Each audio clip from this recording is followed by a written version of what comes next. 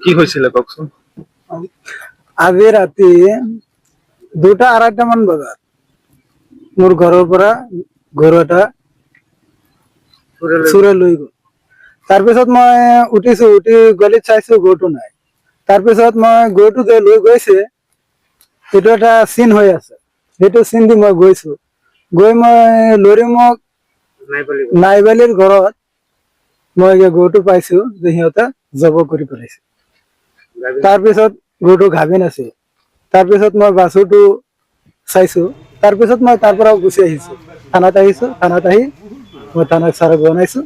তাৰপিছত ছাৰ গৈছে, গৈ সেইখিনি বস্তু চবকেইটা লৈ উদ্ধাৰ কৰি থানাত আনিছে। গৰুটো আপোনাৰ আছিলে? গৰুটো মোৰ আছে। ক'ত পাইছে? নাইবালিৰ ঘৰত, লৰিমুখ নাইবালিৰ ঘৰত পাইছো। তেওঁ কি কচাই নেকি? কচাই হয়।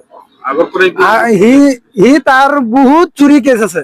এনেকুৱা গৰু চুৰ কৰি আনি গৰু জবাই কৰে, ঘৰত জবাই কৰে।